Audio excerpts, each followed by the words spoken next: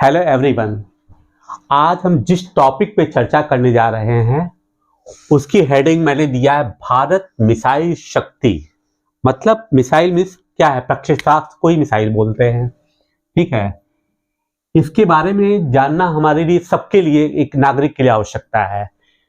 और क्यों? क्योंकि देखिए कंपटीशन में तो खैर पूछा ही जाता है ये सब चीजें इसके बारे में।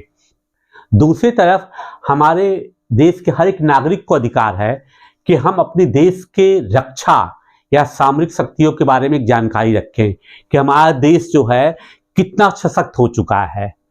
तो जो सबसे बड़ा सशक्त बिंदु हमारे देश का इस समय है वह है भारत का मिसाइल प्रोग्राम, जिसको देख करके डेवलप कंट्री, विकासशील देश भी काफी अचंभित हैं कि भारत ने किस तरीके से तेजी से विकास किया है। यही कारण है कि चीन ऐसा देश भी अब आंख उठाकर देखने की हिम्मत नहीं करता है। क्यों?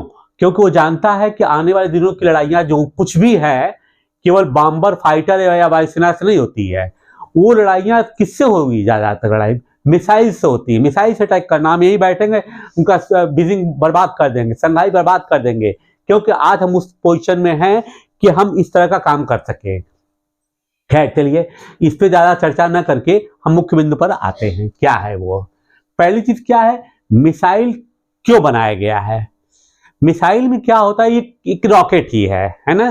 तो रॉकेट में पहले भी जो है मैं बताऊंगा आपको कि टीपू सुल्तान ने रॉकेट का इस्तेमाल इंडिया में किया था एक जमाने में।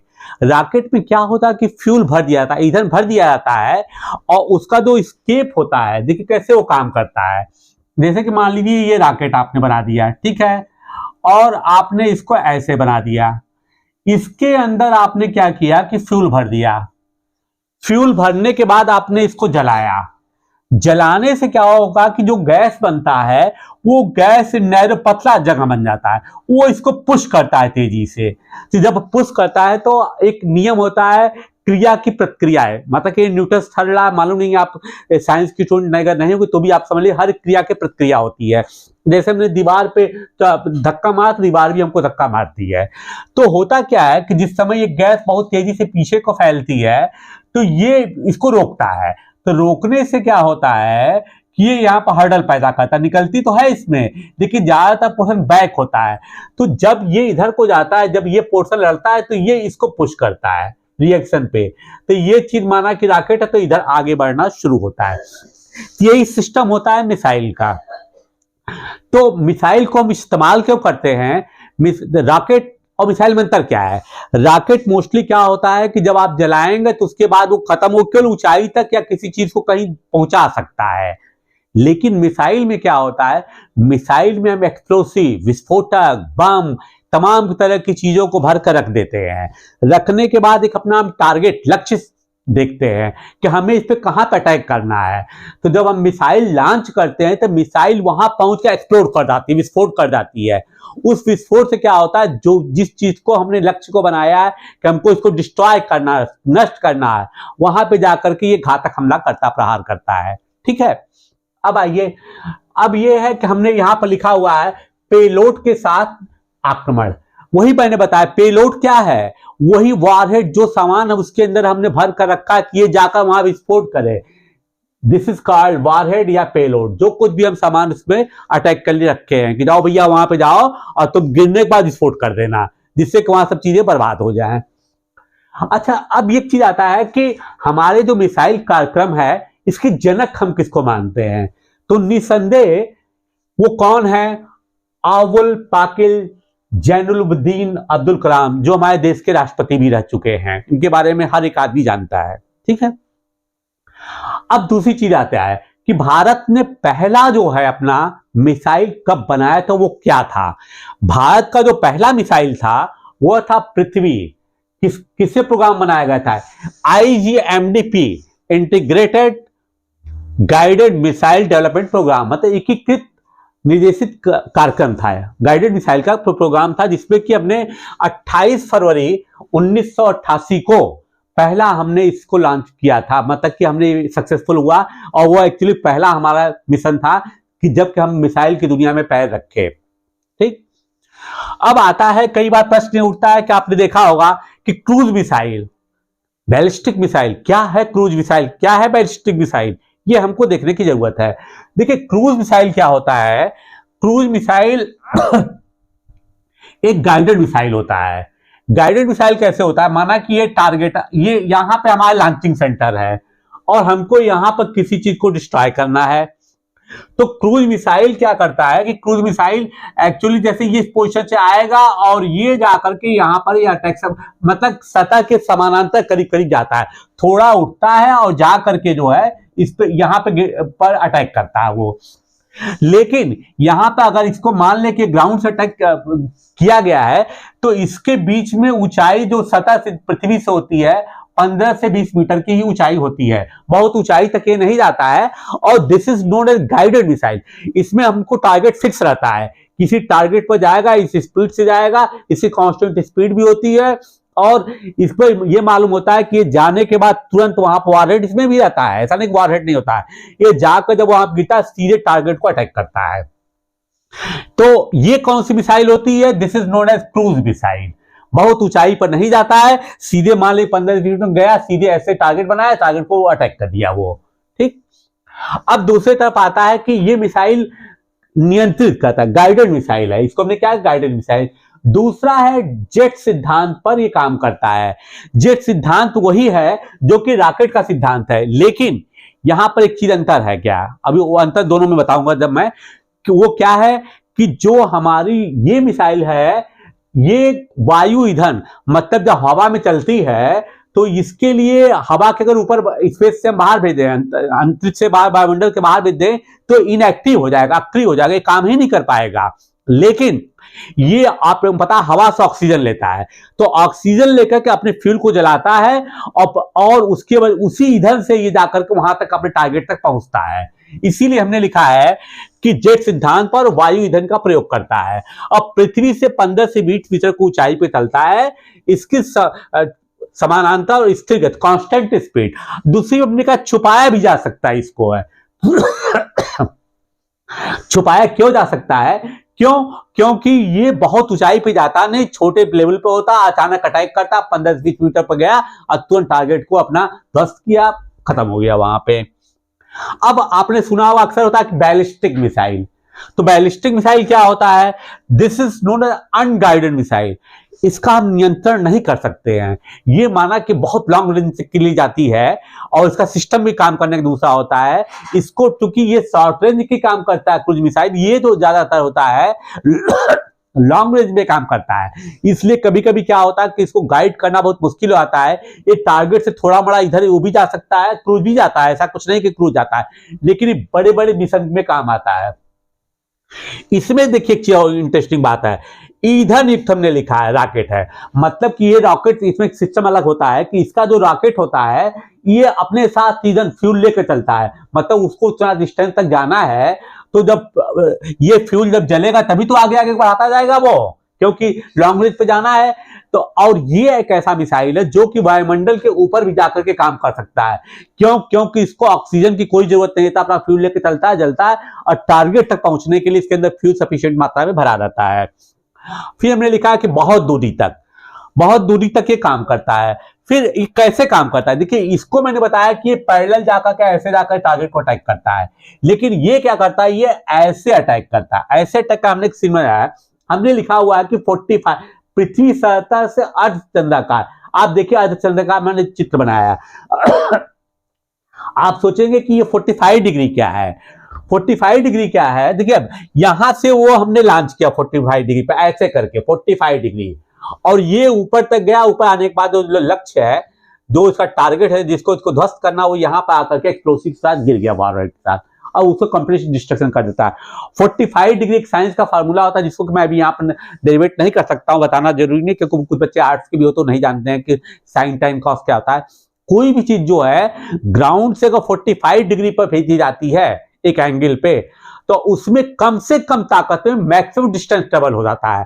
आपने देखा नीरज चोपड़ा है, नीरज चोपड़ा क्या करते हैं, नीरज चोपड़ा से बहुत बड़े ताकतवर लोग बैठे हुए हैं जो कि उनसे दूर तक जो है जेवलिन फेंक सकते हैं, भाला फेंक सकते हैं, लेकिन नीरज के अंदर एक्यूरेसी क्या है, ऐसा नहीं कि नीरज दुनिया के सबसे ताकतवर है, दूर है।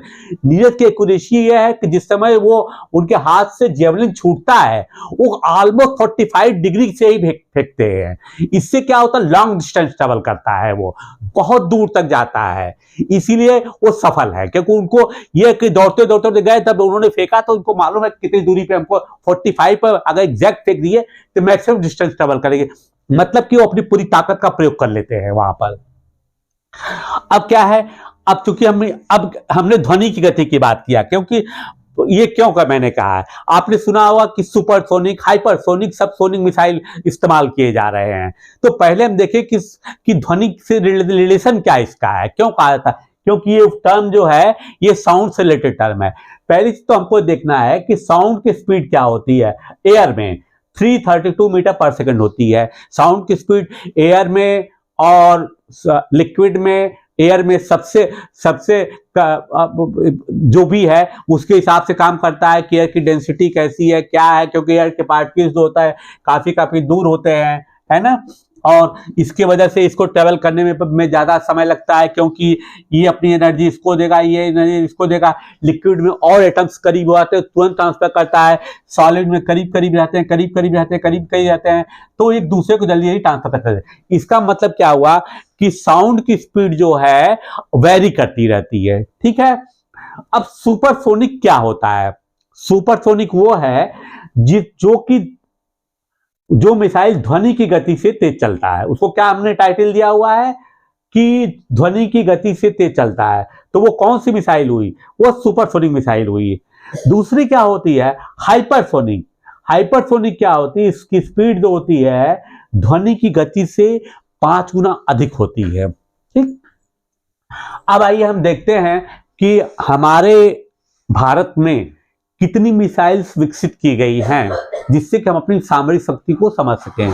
तो पहली आती सतह से सतह, मतलब जमीन से ही जमीन पर अटैक करना हमको है, ठीक है। तो वो क्या है?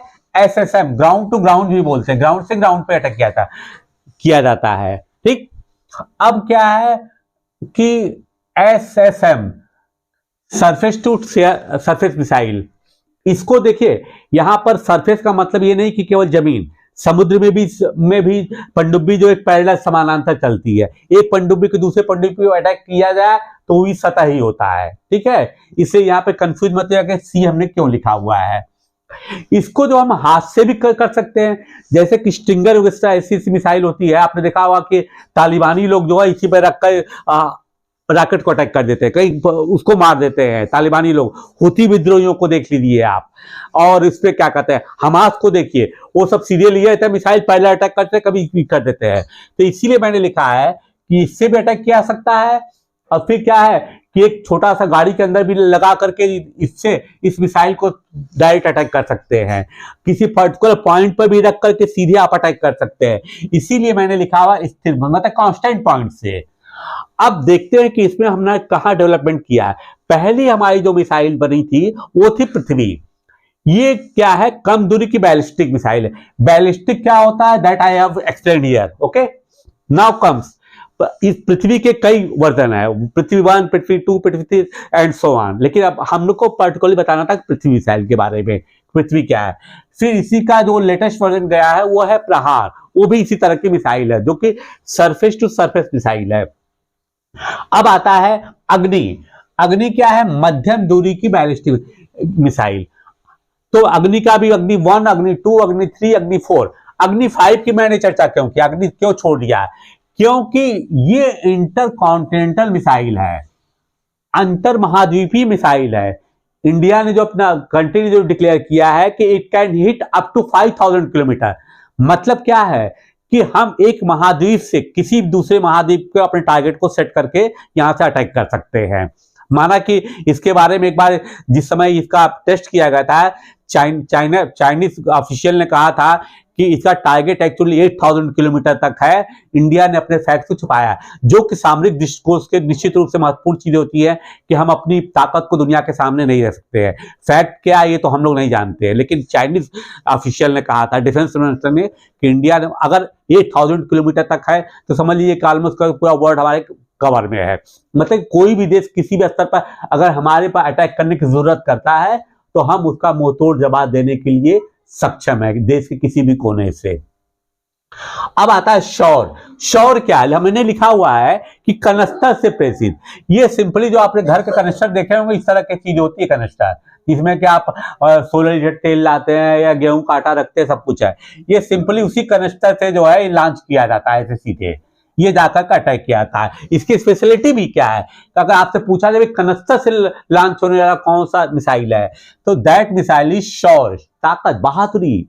बहादुरी क्या? शौर है ना। Now comes BrahMos. ये सबसे इंपॉर्टेंट, इसके बाद अगर अग्नि 5 के बाद कोई मिसाइल आता है ब्रह्मोस। ब्रह्मोस मिसाइल क्या? क्या इसका नाम क्यों रखा गया? Actually this is joint venture of Russia and India. Bharat और रूस दोनों की संयुक्त रकम से बनाया गया है इसको। क्यों बनाया गया? तो नाम क्यों ब्रह्मोस हो गया? ब्रह्मपुत्र इंडिया की नदी है, मस्कवा जो है वो मास्को के पास, मास्को की नदी है जो है रसिया की नदी है मास्को के पास, जिसके ऊपर मस्कवा बना हुआ है। तो मस्कवा रिवर और इन दोनों को मिला करके क्योंकि ज्वाइंट है तो ब्रह्मपुत्र से हमने क्या किया है? ब्रह्म ले लिया है और मस्कवा से को सेंटर को मिला दिया इसमें, तो मोस हो गया। तो दिस इज कॉल्ड ब्रह्मोस। अब देखिए ब्रह्मोस जो है सुपरसोनिक क्रूज है, मिसाइल है। सुपरसोनिक का मतलब क्या है? कि ये ध्वनि की गति से तेज चलता है। ये अच्छा बता दूं, ब्रह्मोस एक ऐसी मिसाइल है जिससे कि चाइना भी डर रहा है, अमेरिका भी, सॉरी पाकिस्तान, ऐसे देश भी डरते हैं, क्योंकि मालूम है कि ब्रह्मोस एक ऐसी मिसाइल है कि माना कि अभी ये सतत मिसाइल है, लेकिन ये ऐसी मिसाइल है जिसको कि हम फाइटर प्लेन पे भी लगा सकते हैं, छोटे मोटे जगहों पर, मतलब कि हम वॉरशिप पे लगा सकते हैं। कई जगह इसका इस्तेमाल है और इसका और डेवलपमेंट किया जा रहा है कि इसको हम कहां पे लाना चाहते हैं? हाइपरसोनिक की तरफ लाना चाह रहे हैं। फिर आता है निर्भय। निर्भय क्या है? निर्भय कोई भय ही नहीं, जिसको किसी बात का डर नहीं है, लेकिन ये सब सोनिक क्रूज है। ये जो है सुपरसोनिक नहीं, सब सोनिक है, इससे नीचे का है। ठीक। धनुष पृथ्वी प्रक्षेपास्त्र का ही नौसैनिक संस्करण। अब क्या है कि देखिए है तो क्या ये सरफेस पर, लेकिन इसके नेवी में इस्तेमाल करने वाला है। इससे हम किसी टैंक को नहीं मार सकते, सेना पर अटैक नहीं कर सकते। इसको हम अपने वॉरशिप में ही लगाए हुए हैं, जिससे कि अगर कोई भी दुश्मन का नौसेना अटैक करने के लिए आता है या कुछ भी करने आता है तो उस समय हम धनुष का इस्तेमाल कर लेते हैं। नाग टैंक भेदी, एंटी टैंक मिसाइल। मतलब क्या है? दुश्मन के टैंक को बर्बाद करने के लिए जिस मिसाइल को हम प्रयोग करते हैं वो है नाग। ऐसे करके मारता है, खत्म कर देता है, नाग डस लेता है दुश्मन के टैंकों को। अब इसके बाद इसी क्रम में जो आता है, देखिए नाग के ही सीक्वेंस में दो मिसाइल और आती है, हेलिना और Dhruvastra. I have written here helicopter launch missile version of Nag. This is short form of Helena. Okay, this is a complete abbreviation of Helena, but this is short form of that. ये क्या है तो ये नाग ही missile, लेकिन इसको हम ना किसी भी अपने हेलीकॉप्टर पे लगा करके भी इसको लॉन्च कर सकते हैं। जैसे कि इंडिया के पास आज अमेरिका का अपाची वगैरह से हेलीकॉप्टर है जो कि एयरफोर्स में भी काम आते हैं। और सेम फंक्शन ध्रुवस्त्र मिसाइल का भी है, ये भी मिसाइल वही काम करता है, एयरफोर्स के लिए इस्तेमाल किया गया है।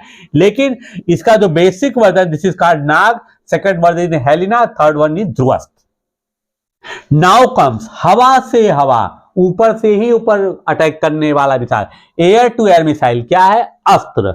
अस्त्र को कहते हैं कि इसका नाम है इनविजिबल, अदृश्य अस्त्र है, क्योंकि ये जल्दी जिस समय अटैक करता है उस समय दुश्मन को पता ही नहीं चलता कि हमारा अटैक हो गया, अटैक के बाद ही मालूम होता है क्या है।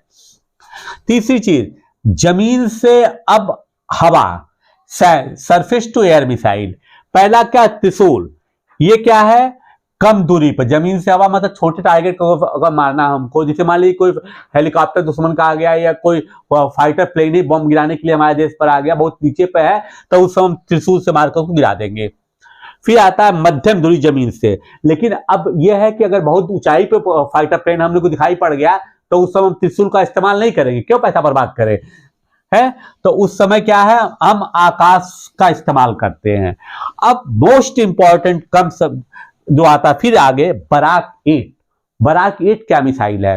ये इजराइल इंडिया का ज्वाइंट वेंचर है। इजराइल के साइंटिस्ट, डिफेंस प्रोफेशनल और हमारे लोगों ने मिलकर के इसका डेवलपमेंट किया है।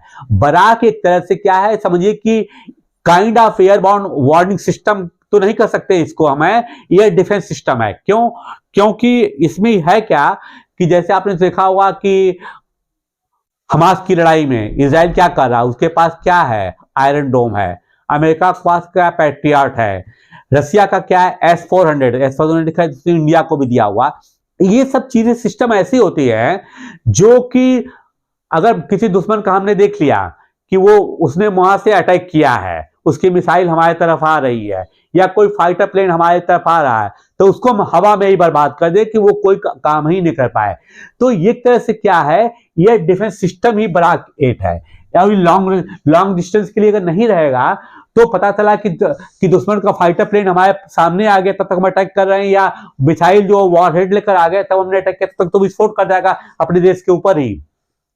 इसीलिए दूरी से देखते ही हम इस पे अटैक कर देते हैं। यह है बराकेट। तो अब आपने देखा होगा, पहला हमने बताया पृथ्वी इंपॉर्टेंट क्योंकि फर्स्ट था, अग्नि 5 मोस्ट इंपॉर्टेंट है क्योंकि इंटरकॉन्टिनेंटल मिसाइल है, नाग के 3 वर्जन है, और फिर सबसे जो इंपॉर्टेंट आता बराकेट। मैं आशा करता हूं कि भारत के मिसाइल कार्यक्रम और मिसाइल शक्ति के विषय में मैंने आपको छोटे में ही कुछ जानकारी देने की कोशिश किया है, और अगले वीडियो में किसी अन्य विषय के साथ हम आएंगे। Till then, bye bye.